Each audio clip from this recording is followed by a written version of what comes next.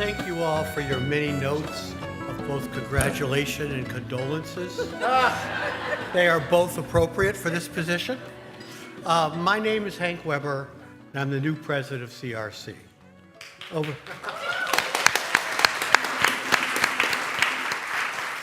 Over the past several weeks, I have moved from concerned to frantic about this talk. It is certainly not a fear of speaking.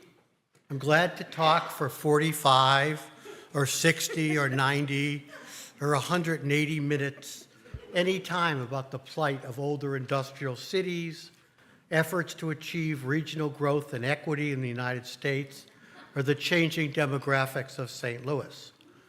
But of course, I know something about these topics. I'm also perfectly prepared to talk at any length about the upcoming great success of the Chicago Bears.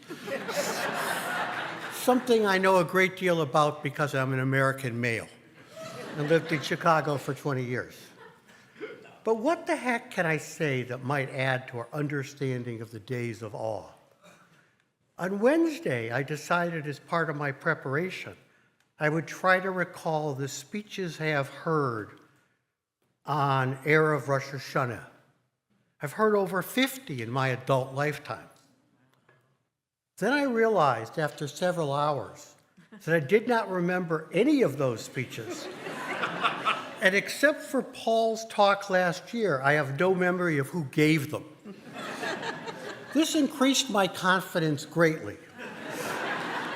I will be, if not memorable, at least forgotten. Thank you. That said, let me begin.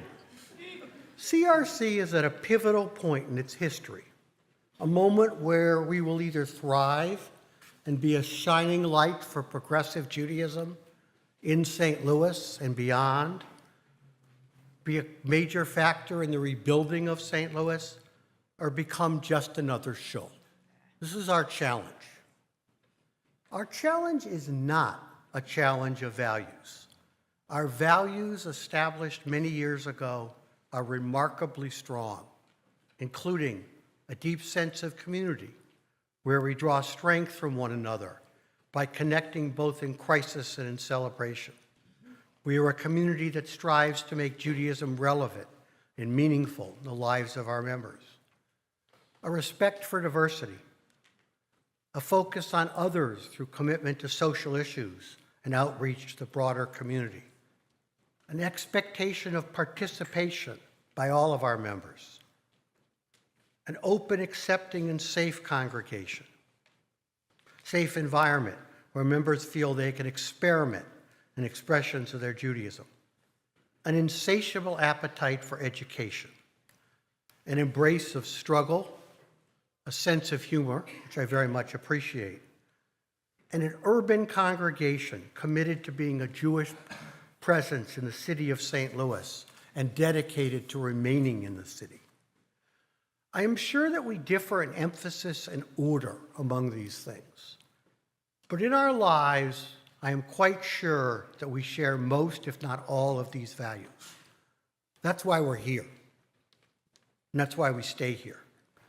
Nor is our challenge financial, at least not to the degree it was.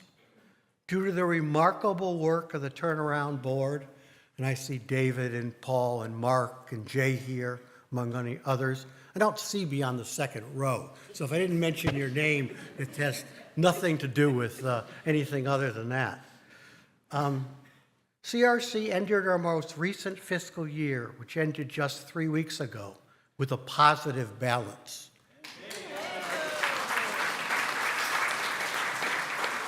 I thought it was a little hard to believe, but it's true. We have more work to do, but as long as we don't take our foot off the gas, as long as we have your continued very generous support, we will get there. Then what are our challenges if it's not financial and not a sense of values? I would argue that they're twofold. First is the world. At no other time in my life, and I'm 68, so it's a long life, has leadership of our country and Israel been in so much tension with many of our beliefs. Norms are being broken, institutions upended, our basic assumptions about our country and our role of our country in the world and Israel shattered. One of the examples is right here in this very neighborhood and just north of us. This summer we were struck by what was probably the greatest natural disaster in the history of St. Louis. Natural disasters happen, but what makes this one different is the lack of a national response. St. Louis is in many ways on its own, and that is a unique thing in recent American history. As a congregation, we have always had a sacred call to repair the world. The need for repair is now greater than ever, and to many of us, overwhelming. How do we manage the assault of what, to most of us, is daily or hourly terrible news? News that conflicts with our strongest values. And then, equally important is, what can we do and how should we do it? Second is our moment in our own history, in CRC's history. This has been a congregation that has benefited from a remarkable and remarkably strong founder for its entire 40-year history. Susan is a person of rare gifts, both in serving individuals and in building an organization. She is one in a million. And we are blessed that she